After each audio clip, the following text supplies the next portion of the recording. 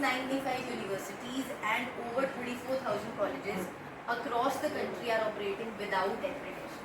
So now if they are moving to binary accreditation, the main aim of moving towards this is 100% accreditation, and they'll be जो basic criteria उनका वो accredited और non accredited दोनों चीज़ें mention करवाएंगे वो हर college के साथ या हर हायर एजुकेशन इंस्टीट्यूशन के साथ कि वो है एक्रेडिटेड या नहीं. Today we are going to do we are going to have an overview of the binary system. Since still it is in the pipeline, things can change at any moment. अभी तक जो भी आज मैं बताऊंगी that is latest which is proposed by UGC, by the NAC and UGC, जो भी आपकी guidelines हैं towards the binary.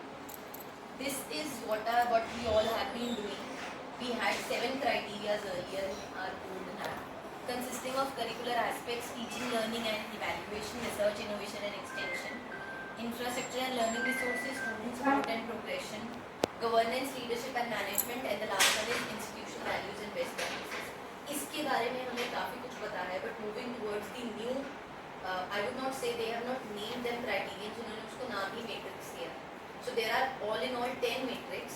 The very first is regarding curriculum design, second is regarding faculty resources, third is for infrastructure, fourth is financial resources and management, fifth is learning and teaching, sixth is extended curricular engagements, seventh is governance and administration, eighth is student outcome, ninth is research and innovation outcomes, and 10th is sustainability, that is green initiatives. Now actually they have divided these 10 into 3 parts.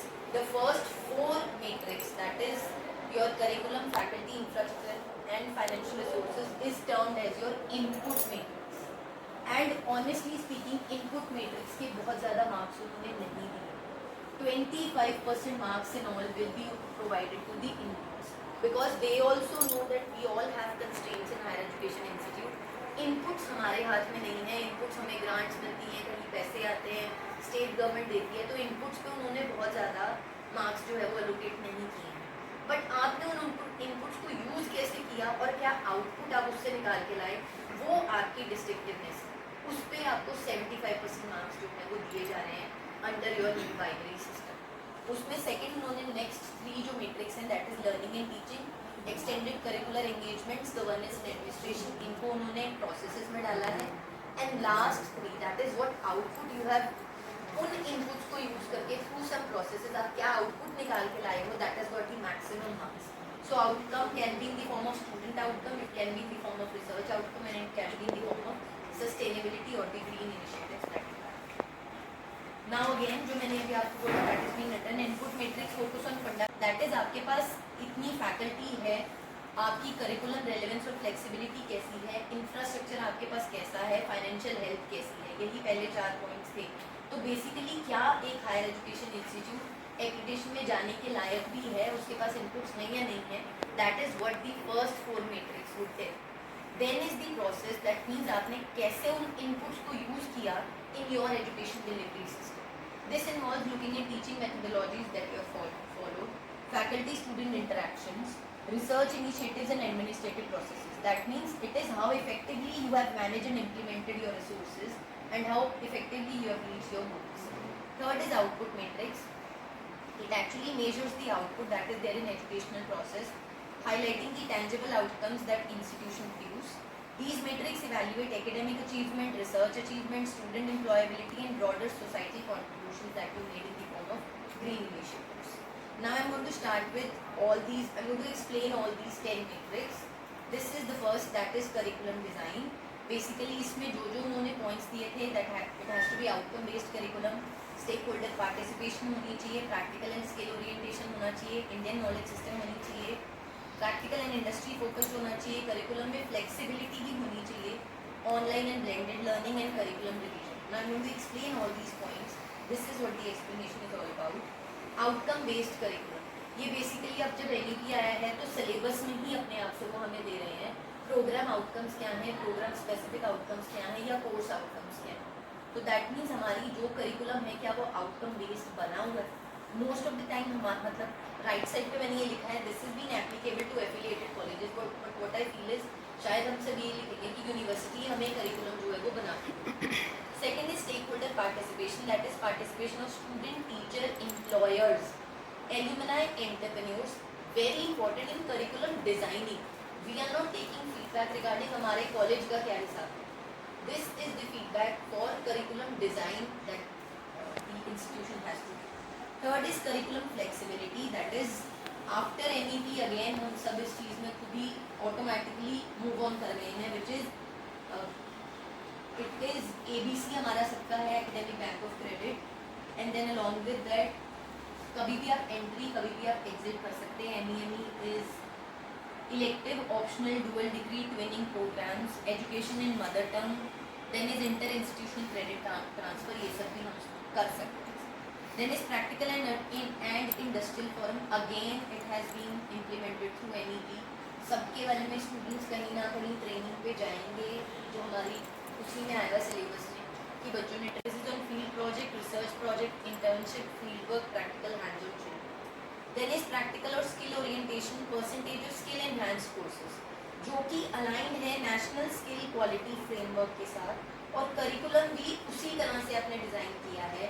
And moreover as I suppose everybody of us know कि नए वाले binary system में 5 years का data नहीं चलेगा, last 3 years का data चलेगा. तो ये लास्ट 3 years का डेटा है जिसके concept. Online and blended learning, percentage of online courses इन्होंने स्पेसिफिकली थ्रू स्वयं बोले हैं, या फिर और कोई रिकग्नाइज प्लेटफॉर्म्स भी हो सकते हैं, बट स्वयं was mention there. And I think हम सबको रजिस्टर शायद करवाया हुआ है स्वयं पोर्टल पे. तो उस पर अगर आप कोई ऑनलाइन कोर्सेज को कितने परसेंटेज ऑफ ऑनलाइन कोर्सेज आपने उस पर बच्चों को बताए हैं या कराए. Then is curriculum revision. This again belongs to point 1.2 which is stakeholder participation. आपने करिकुलम डिजाइनिंग में तो उनकी पार्टिसिपेशन ली, लेकिन उसको आपने रिवाइज कितनी बार किया. बनाना एक अलग बात है, रिवीजन उससे अलग बात. देन इंडियन नॉलेज सिस्टम, ये नया कॉन्सेप्ट आया है कि आपने इंडियन नॉलेज सिस्टम को कितना प्रमोट कर रहे हो आप. इन्होंने उसके लिए दिया हुआ है, आप सेमिनार, कोर्सेज, वर्कशॉप करवा सकते हो. कोर करिकुलम में आप इंडियन नॉलेज सिस्टम का कुछ ना कुछ कंपोनेंट डाल सकते हो, या स्टूडेंट्स को प्रोजेक्ट्स करा सकते हो Indian knowledge system. This is regarding first matrix, that is curriculum design. Second is your faculty resources. Now faculty resources में इन्होंने 6 पॉइंट्स डिस्कस किए हैं. First is recruitment, second is pay and allowances, third is faculty diversity, fourth is faculty development, then is faculty retention and faculty student ratio. I suppose ये हम शायद पहले भी पिछले वाले में भी करते थे. रिक्रूटमेंट में इन्होंने लिखा है, जो मुझे और वहाँ पे भी लिखा है दैट एफिलिएटेड कॉलेजेस पे शायद एप्लीकेबल नहीं है अभी तक. तो बाकी कभी भी कोई भी चीज़ चेंज हो सकती है, मैंने आपको पहले ही बता दिया. इसमें इन्होंने ये बोला है हमारी रिक्रूटमेंट जनरली हम नहीं करते हैं, प्राइवेट कॉलेजेस करते हैं. तो उसमें ये लिखा हुआ है कि आपने शॉर्ट लिस्टिंग की थी कैंडिडेट्स की या नहीं की थी. आपने जो शॉर्ट लिस्टेड कैंडिडेट्स थे उनकी वेबसाइट पे उनके नेम्स डाले थे या नहीं डाले थे. किसी शॉर्ट लिस्टिंग में अपील आई थी तो आपने उसको केटर किया था या नहीं किया था. या जो आपने कमेटी बनाई थी क्या वो UGC रेगुलेशन के हिसाब से थी. आपने रिटन पेपर लिया था, इंटरव्यू ली थी, तो उसका क्या स्कोर बना था. कितनी टीचिंग पोजीशंस रिक्वायर्ड थी रेगुलेटरी बॉडी को और कितनी फिल हुई, और क्या वो जो प्रोसेस है वो ट्रांसपेरेंट और ओपन था या नहीं. तो ये हमारे ऊपर एप्लीकेबल तो होती नहीं, हम सबको हमारा पहले लेटर आया एक ना, तो फैकल्टी वो जो है इंटरव्यूज प्रॉपर कंडक्ट करने उसमें रिकॉर्डिंग प्रॉपर होनी चाहिए. अब जो होगा इस प्रोसेस में होगा, उसमें यही चीज़ है मैम कि एडवर्टाइजमेंट भी मतलब इनके हिसाब से सब कुछ कैंडिडेट्स कितने पे हुए थे वो सारा दिखाया जाएगा कि कितने लोगों ने पेयर किया, ताकि अगर कोई ऑब्जेक्शन उठाना चाहे तो फिर प्राइवेट कॉलेज में और अगर कोई ऑब्जेक्शन उठाना चाहे तो वो कर सकते हो उसमें सारे. अब तो मैम प्राइवेट कॉलेजेस को रिक्रूटमेंट की भी वीडियो फिल्मिंग कराने लगे. वही बता वीडियो फिल्मिंग पहले आएगा.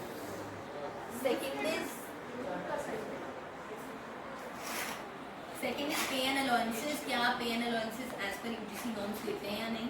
फैकल्टी डाइवर्सिटीज, कितने रेशियो ऑफ टीचर्स हैं जेंडर और जोग्राफिकल डाइवर्सिटी के आपके टोटल नंबर ऑफ टीचर्स में. फैकल्टी डेवलपमेंट में परसेंटेज ऑफ फैकल्टी जो ट्रेनिंग प्रोग्राम जो AICTE, UGC या सिमिलर कोई भी ऑर्गेनाइजेशंस कराती हैं उसमें कितने जाते हैं, या फैकल्टी स्पॉन्सर्ड इंडस्ट्रियल ट्रेनिंग या फेलोशिप्स कितनी करते हैं. Faculty retention, percentage of faculty working in institution continuously for last 3 years, because data 3 years का, तो पिछले 3 साल तक आपके पास फैकल्टी कितनी थी जो 3 साल retain. And faculty student ratio ये हम देते ही थे पहले भी, student and teacher ratio. Third is your infrastructure. Again इसमें इन्होंने इसको 6 पार्ट्स में बांटा है। Physical infrastructure, learning resources, IT infrastructure, research resources, दिव्यांगजन friendly facilities and innovation resources. Physical infrastructure में आपके पास कितने क्लासरूम्स हैं, कितने लेक्चर हॉल्स हैं, लेबोरेटरीज हैं, workshops, computer lab, sports facility, gymnasium, auditorium, seminar hall, health centre, canteen, guest house, transportation facility, faculty का common room, separate washroom girls या बॉयज़ के लिए, clean drinking water and adequate lighting facility या museum for artefacts. इन सारी चीज़ों के लिए पॉइंट्स दिए जाएंगे in physical infrastructure. Then is learning resources में books, language lab, e books, membership या सब्सक्रिप्शन जो आपने डिजिटल सोर्सेज लाइब्रेरी में लिए हैं, again this is for the last 3 years. Then IT infrastructure में आपके पास कितनी हाई स्पीड और रिलायबल इंटरनेट वाली लैब्स हैं, इफेक्टिव लर्निंग मैनेजमेंट सिस्टम कैसा है आपका, वर्चुअल लैब्स हैं या नहीं है, कितनी आईसीटी रिलेटेड इशू पे आप टेक्निकल सपोर्ट प्रोवाइड करते हो, कंप्यूटर्स कितने हैं, लाइसेंस सॉफ्टवेयर कितने हैं आपके पास। देन रिसर्च रिसोर्सेज में ई लाइब्रेरी है, ई जर्नल्स को आपने इंक्लूड किया उसमें या नहीं किया, ई शोध सिंधु की आपके पास मेंबरशिप है या नहीं है, शोध गंगा की मेंबरशिप है या नहीं है, डिसिप्लिन स्पेसिफिक सॉफ्टवेयर डेटाबेस है या नहीं आपके पास, प्लैगरिज्म चेक करने का सॉफ्टवेयर है या नहीं है, लाइसेंस स्टैटिस्टिकल सॉफ्टवेयर जैसे कि SPSS वगैरह आपके पास है या नहीं है, या डिसिप्लिन स्पेसिफिक सिमुलेशन सॉफ्टवेयर जैसे साइकोलैब वगैरह मिलते हैं वो सारी चीज़ें हैं। देन दिव्यांगजन फ्रेंडली फैसिलिटीज़, दैट मीन्स आपका जो इन्वायरमेंट है दैट इज़ दिव्यांगजन फ्रेंडली, बैरियर फ्री इन्वायरमेंट है। रैम्प्स बनी हुई हैं या लिफ्ट्स बनी हुई हैं या नहीं, उनके लिए अलग से वॉशरूम्स हैं या नहीं, साइंस वहाँ पे लाइट्स वाले साइन बोर्ड्स लगाए हुए हैं ताकि उनको दूर से चीज़ों का पता चल जाए, डिस्प्ले बोर्ड्स लगे हुए हैं, उनके लिए असेसिबल वेबसाइट्स हैं या नहीं, स्क्रीन रीडिंग सॉफ्टवेयर्स हैं या नहीं, इफ़ दे आर ब्लाइंड तो उनको रीड करके वो स्क्रीन पढ़ा पाए सारी चीज़ें, मैकेनाइज इक्विपमेंट्स हैं या नहीं, ह्यूमन असिस्टेंट रीडर है या नहीं, स्क्रिबल की कॉपीज़ हैं या फिर soft copies of reading material आपने कितनी प्रोवाइड की हैं टू दी दिव्यांग। कैपिटल इनकम कितनी है, रेवेन्यू इनकम कितनी है, कैपिटल एक्सपेंडिचर कितना है, सस्टेनेबिलिटी ग्रोथ पे कितने पैसे लगाते हैं, फाइनेंशियल कंट्रोल और रिस्क मैनेजमेंट कैसे करते हैं। Capital income being from the commerce side आए, capital income is basically an income जो आप 1 साल से ज़्यादा में आप अर्न करते हैं, that is like day to day expenses नहीं होते। For example the amount receive towards capital, government ने अगर आपको ग्रांट दी है तो बड़ी ग्रांट दी है जो आप साल में कंज्यूम नहीं कर रहे हो, या मैनेजमेंट आपको कंट्रीब्यूशन दे रही है, या आपने लोन लिया एज एन एजुकेशन इंस्टीट्यूट जो 1 साल में पूरा नहीं करोगे, that is a tenure of more than 1 year, तो that all will come under your capital incomes. Whereas revenue incomes is जो आप विद इन 1 ईयर कंज्यूम करोगे। फॉर एग्जाम्पल आपने फीस ली है, R&D की कोई ग्रांट है, सैलरी ग्रांट कितनी है, एलुमनाई की कोई कॉन्ट्रीब्यूशन आई है कितनी आई है, कंसल्टेंसी आपने किसी को प्रोवाइड की है, वहाँ से आपने कोई फीस चार्ज की है, कोई इंडोर्समेंट देते हैं या कोई स्कॉलरशिप देते हैं, तो उसमें कितनी अमाउंट आपको जाती है। हाँ जी आप जो भी इंफ्रास्ट्रक्चर के लिए कर रहे हैं वो सारी कैपिटल इनकम है। साल से कॉलेज के ज़्यादा नाम पे कोई भी ग्रांट आगे वो समझते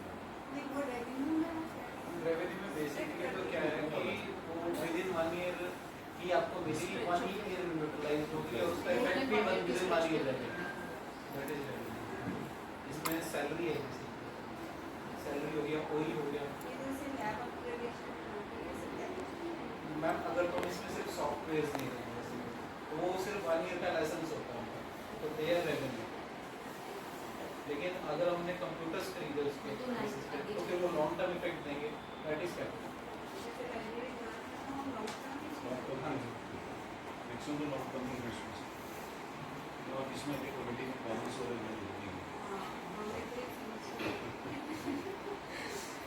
इसी के बेसिस पे कैपिटल एक्सपेंडिचर है, that is amount spend on various infrastructure like institutional building, academic infrastructure including library, hostel, residence amenities या payment of rentals. And revenue expenditure में जो हम 1 साल में ही एक्सपेंसेस जो कर देते हैं जैसे कि सैलरीज है, छोटी मोटी मेंटेनेंस है, एडमिनिस्ट्रेशन में जो पैसे खर्च हो जाते हैं, स्कॉलरशिप्स, असिस्टेंट में electricity bills, transport, career guidance, counselling, employ benefits, extra curricular and co curricular activities में जो पैसे स्पेंड होते हैं।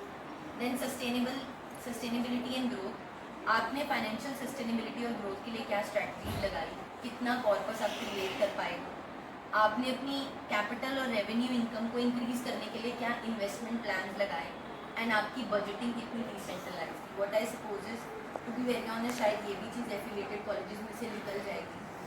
Then is financial controls and risk management. Mechanism for financial control ये हम सब करवाते हैं, ऑडिट करवाते हैं हर साल, internal audit, external audits and risk management. जो भी अप्रोचेस आप फॉलो कर रहे हो वो सारा चीज़ें यहाँ पे हैं. So these first 4 are regarding the inputs, जिसमें सिर्फ 25% मार्क्स जो है वो दिए. Rest next is your processes. The very first is learning and technology. उसमें first is pedagogical approaches, internship, field projects, assessment, academic grievance redressal, industry academia linkages, catering to diversity and learning management systems. This is the explanation of these. The approaches that you will be using in your teaching learning techniques, जैसे कि आप lecture based teaching देते हैं, individual learning, self study, group teaching, inquiry based learning, game based learning, technology based learning, peer learning या learning through problem solving and anything. That means you have to specify these along with the proofs value. Then internship and field project, percentage of student undertaking internship and field project. ये number हम सबका ही बढ़ जाएगा because of eligibility. बच्चे जाएंगे अपनी internships या projects जो है फील्ड प्रोजेक्ट्स करते हैं. असेसमेंट इज कॉन्टिन्यूस इवैल्यूएशन, मतलब इंस्टीट्यूशन क्या फॉलो करता है असेसमेंट के लिए. डिफरेंट मेथड्स जैसे कि MCQ या पोर्टफोलियो या ओपन बुक एग्जाम लेते हैं कई जगह पे, आप टेक होम एक्सरसाइज लेते हो या हमारे केस में असाइनमेंट आती है. Then is academic grievance redressal. The grievance redressal mechanism, sharing copies of answer script. क्या बच्चों के साथ अगर उनको grievance है अपने मार्क्स को लेके, क्या आप उनके साथ आंसर शीट शेयर करते हैं. टोटल रीवैल्यूएशन या faculty consultation on student performance या फिर अटेंडेंस इन, जिससे भी आप उनकी ग्रीवेंस जो है उसको redress करें. Catering to diversity, support for different learning needs including inclusive remedial teaching, peer assisted remedial teaching. What I suppose is वो जो हम पहले करते थे slow learners and fast learners वाला जो है वो चीज़ इसमें teaching, multi sensory remedial teaching, skill based teaching, language barrier remedial teaching. कई बच्चे किसी और जगह से आते हैं स्टेट से जिनको लैंग्वेज वाली प्रॉब्लम होती है, तो आपने उनकी बैरियर्स को कैसे remove. Then is learning management system. Institution का LMS कैसा है, टीचिंग मटेरियल वहाँ शेयर होता है या नहीं होता, असाइनमेंट्स उस पर सबमिट होती हैं या नहीं होती, मोबाइल लर्निंग हो रही है, डिस्कशंस आप करते हैं, असेसमेंट जो है वो वहाँ पे आप शो करते हैं या नहीं, आपकी आप ब्लेंडेड लर्निंग मेथड जो है उसको फॉलो करते हैं, that is online as well as offline. Then is industry academia linkage. Nature of industry academia collaboration, जैसे कि आपने इंडस्ट्री के एक्सपर्ट से लेक्चर करा लिया, फील्ड विजिट कराई स्टूडेंट्स को, कोलैबोरेटिव वर्कशॉप्स करवाई, इंटर्नशिप्स बच्चे वहाँ जाके करके आए, इंडस्ट्री की विजिट कराई या सेमिनार या कॉन्फ्रेंस जो है वो उन लोगों से करवाई. Next is your community related activities. This is again the process. इसमें टेक्निकल और डोमेन रिलेटेड क्लब्स कितने हैं आपके, हैकाथॉन या आइडिएशन वर्कशॉप्स आपने कितनी कराई है, कल्चरल क्लब और उनकी एक्टिविटीज़ कैसी हैं, मेंटल हेल्थ क्लब्स हैं या नहीं हैं, स्पोर्ट्स क्लब कैसे हैं और कम्युनिटी रिलेटेड एक्टिविटीज़ क्या क्या हैं. तो इसमें technical domain related clubs activities में है कितने टेक्निकल आपके क्लब्स हैं, उसमें कितने नंबर, कितने स्टूडेंट्स, एक्टिविटीज़ क्लब वाइज भी देनी है आपको, और उसमें और कितनी इंस्टीट्यूशंस ने पार्टिसिपेट किया. So the main motive of these is that whatever you are doing don't do it alone, have some participation from the other institution, that will only carry the marks. आप अपने अपने level पे कुछ भी कराते रहेंगे उसको बहुत कम marks. Then is hackathons and ideation workshop. Again, number of hackathons या workshop participated by students and number of external students participated. Again, it is being mentioned external institution या external students की कितनी participation है. That is needed. Then is cultural clubs and activities and fest. Again, number of cultural club with number of student activities club wise and number of institution that participated in those activities. Then mental health clubs and activities. इसमें mental health, yoga, counselling, meditation etcetera के लिए आपने क्या किया है. Sports club and activities इन्होंने यहाँ पे मेंशन किया है स्टेट या नेशनल लेवल पे ही आपके कोई बच्चे जो हैं प्ले करके आते हैं, तो उसकी इन्होंने नंबर ऑफ स्टूडेंट्स पार्टिसिपेटेड किया. कम्युनिटी रिलेटेड एक्टिविटीज़ इंक्लूडिंग उन्नत भारत अभियान. इसमें आपने सोशल अवेयरनेस कितनी क्रिएट की इंस्टीट्यूशन ने, जहाँ पे भी उन्होंने जो भी एरिया लिया, जैसे कि हमारा NSS वाले एरिया लेते हैं तो वहाँ पे इम्प्रूव सेक्स रेशो कितनी हुई, वो विलेज कितना क्लीन हुआ, डिजीज़ फ्री हुआ, इको फ्रेंडली कम्युनिटी बनी, विलेज में लिटरेसी लेवल बढ़ा या नहीं बढ़ा, वुमेन कम्युनिटी को कितनी एम्पावरमेंट वहाँ पे. Next is your governance and administration. इसमें inter university collaboration, statutory compliance, student and employ welfare, effective leadership, institutional development plan that is IDP, grievance handling mechanism, e-governance and quality assurance system. This is the explanation for that. The very first is we mentioned करनी पड़ेगी जिसमें उसको vision, mission, long term goals, regular audits जो उन्होंने करवाए हैं और कितनी कोर्स कंप्लीशन हुई है उनकी वो चीज़ बतानी है. Next is your e-governance. e-governance में basically they are talking about paperless office, digital finances को आप कैसे डील करते हैं, एडमिशंस एग्जाम्स आपके कितने ऑनलाइन होते हैं और आप जो समर्थ है उसका कितना पोर्टल जो है समर्थ e-governance पोर्टल उसका कितना यूज है. स्टूडेंट एंड एम्प्लॉय वेलफेयर में है कि आप अपनी इंटरेस्ट फ्री लोन या सब्सिडाइज लोन अपने एम्प्लॉयज़ को देते हैं या नहीं देते या फिर जो उनके डिपेंडेंट एडमिशन के लिए आते हैं. गवर्नमेंट ऑर्गेनाइजेशन में ऐसा कुछ नहीं है. Health and life insurance schemes हैं या नहीं है. क्लास डी को तो देते हैं ना. स्टूडेंट्स को भी फीस कुछ कम होता है. स्टूडेंट एड फंड होता है. स्टूडेंट फंड भी इसमें एक तो स्टूडेंट्स को कर सकते हैं, वीडियो कर सकते हैं, होता वो इसीलिए कर सकते हैं उसको. इंटरेस्ट फ्री लोन भी देते हैं. क्लास स्टूडेंट ने क्लास डी को देते हैं. नीट लोन है, दिवाली तो फेस्टिवल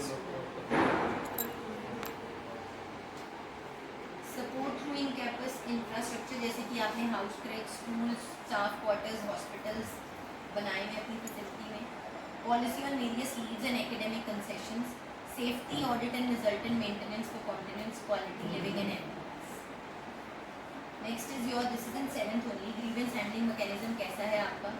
इसमें 5 चीज़ों के बारे में उन्होंने बात की है. Women anti social harassment cell बना हुआ है आपके यहाँ, एंटी रैगिंग सेल है या नहीं है, काउंसलिंग सेंटर है या नहीं है, ग्रीवेंस रिड्रेसल सेल है या नहीं है और ombudsman है या. देन क्वालिटी एश्योरेंस सिस्टम में उन्होंने इंस्टीट्यूशन की internal quality assurance cell that is IQAC के बारे में बात की है.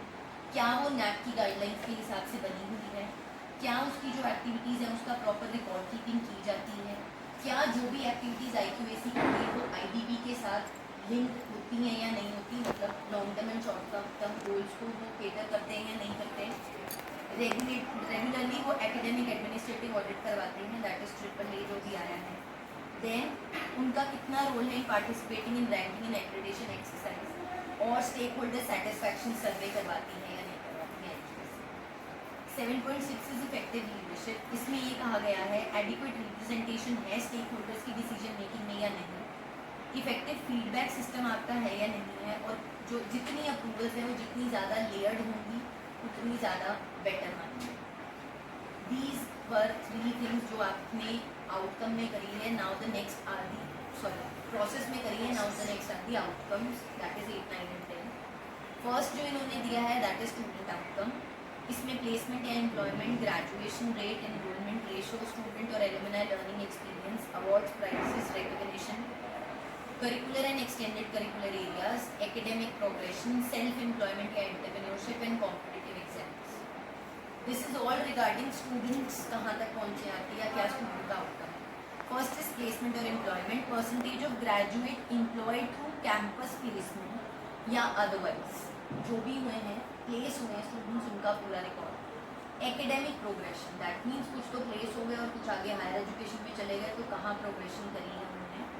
सेल्फ एम्प्लॉयमेंट या एंटरप्रेन्योरशिप द थर्ड जो ऑप्शन उनके पास बनती है. किसी के पास ना जॉब कर रहे हैं ना आगे बढ़ रहे हैं, उन्होंने अपनी खुद की एम्प्लॉयमेंट जनरेट की है in last 3 years. Awards, prizes, recognition, number of external academy awards and recognition received by the students in the assessment method, number of awards for outstanding performance in co-curricular and extracurricular activities and sports at state, regional, national, international event for students in last 3 years. Then is enrollment ratio, that is percentage of student admitted in first year of the program against the sanctioned seats. Graduation rates means आपने पहले तो बता रहे हैं enrolment में भर्ती कितने किए एंड उसके बाद बता रहे हो कि ग्रेजुएट हो गए कितने भी. Again in the last 3 years ये डेटा जाएगा. And student alumni learning experience में they be conducting any survey जिसके लिए वो क्वेश्चन है खुद से provide. Next is your research and innovation outcome जिसमें external research grants, research publications, number of startups, Then research quality, PhD awarded research collaborations, intellectual property rights produced and research fellowships. This is mainly पहले students पे था, ये ज़्यादा faculty oriented outcome है. External research grants, that is number of and amount of externally funded research projects per faculty through government and non-government sources, जैसे कि industry से ले ली किसी ने फंड्स, कॉर्पोरेट हाउसेस से ले लिए या इंटरनेशनल बॉडीज से ले लिए या यूजीसी के major minor projects. Research publications, weighted number of peer reviewed research publications per faculty in journal index in Scopus या यूजीसी के है, या फिर कॉन्फ्रेंस प्रोसीडिंग को भी इन्होंने ले लिया अगर वो बुक में पब्लिश होती है. बुक के चाहिए इंस्टीट्यूशनल एवरेज इंडेक्स. आजकल हमें पता है सब जगह पे जो भी पेपर पब्लिश करा रहे हैं उसकी इंडेक्सिंग हो रही है, तो उनकी इंडेक्सिंग किस लेवल की है और अगर स्कोपस में है तो स्कोपस की उनकी क्या इंडेक्सिंग या वेब ऑफ साइंस को उनकी क्या इंडेक्सिंग है. IPR प्रोड्यूस, पिछले 3 साल में आपने पेटेंट, कॉपीराइट, ट्रेडमार्क कितने उस इंस्टीट्यूट ने प्रोड्यूस किए हैं. रिसर्च कोलैबोरेशंस, आपने नेशनल या इंटरनेशनल इंस्टीट्यूशंस के साथ कितनी कोलैबोरेशंस की हैं for the interdisciplinary research, inter university, national और इंटरनेशनल फैकल्टी या कम्युनिटी बेस्ड रिसर्च या टेक्नोलॉजी ट्रांसफर आपने किया. Then is number of student startups, ये आपके कितने स्टूडेंट्स ने स्टार्टअप्स जो है वो किए. And the last is that is sustainability. इसमें उन्होंने 5 चीज़ें बोली हैं. Community activities, waste and water management, ये जो हम अपनी बेस्ट प्रैक्टिसेस देते थे उन्होंने 5 चीज़ें खुद से ही दे दी. एंड नाउ आई सपोज 5 की 5 सबको ही करनी पड़ेगी. Progressing towards net zero, green audits and initiative and collaboration with industry और एनजीओ. सो कम्युनिटी एक्टिविटीज़ में आप कितने कैंप्स करवाते हैं बाय एनएसएस, एनसीसी या अदर ऑर्गेनाइज्ड बॉडी जो कम्युनिटी एक्टिविटीज़ में पार्टिसिपेट करते हैं. वेस्ट एंड वाटर मैनेजमेंट में आपके पास रेन वाटर हार्वेस्टिंग स्ट्रक्चर है या नहीं है. आप वेस्ट वाटर का कोई रिसाइकलिंग प्लांट लगा रहे हैं या नहीं लगा रहे हैं. आपने वाटर का डिस्ट्रीब्यूशन सिस्टम किया हुआ है, जो रिसाइकल वाटर है आप उसको कहाँ पे यूटिलाइज करते हो. नेचुरल वाटर बॉडीज आपने मेंटेन की हुई है इनसाइड या आउटसाइड कैंपस, ये हम में से कोई नहीं करता है. रेन वाटर हार्वेस्टिंग फिर भी करते हैं हम, लेकिन उस वाटर को हम यूटिलाइज कहीं नहीं करते. Then segregation of solid waste at source, ये तो एमसी ने ही कह दिया आपको, गीला और सूखा पूरा जो वो अलग करना है, सेग्रीगेशन करनी है. बायो वेस्ट मैनेजमेंट प्लांट, ई वेस्ट मैनेजमेंट आप करते हैं, बायोमेडिकल वेस्ट मैनेजमेंट आप करते हैं, एंड पेपर वेस्ट रिसाइकलिंग होती है या नहीं. Then is progression towards net zero, that means alternative sources of energy पे आप कितना मूव कर चुके हो फ्रॉम दी नॉर्मल जो बिजली. आप सोलर एनर्जी का कितना इस्तेमाल करते हैं, विंड का कितना करते हैं, बायोगैस प्लांट का कितना करते हैं. सेंसर बेस्ड एनर्जी कंजर्वेशन है, इसमें use of LED bulbs and power efficient जो भी आप इक्विपमेंट्स लगाते हैं. Then green audit and initiative, environment quality को इंश्योर करने के लिए रेगुलरली आपको एनर्जी ऑडिट करवाना पड़ेगा, जिसमें air pollution, water budgeting, clean and green campus या आउट ऑफ कैंपस इनिशिएटिव्स को भी आप इसमें डाल सकते हैं जो भी आप ग्रीन इनिशिएटिव्स में लेते हैं. एंड कोलैबोरेशन विद इंडस्ट्रीज या एनजीओज, उसमें आप एक्टिव अपनी एनसीसी यूनिट को जो जिस भी विंग की है उसको इंक्लूड कर सकते हैं. एक्टिव एनएसएस यूनिट को कर सकते हैं.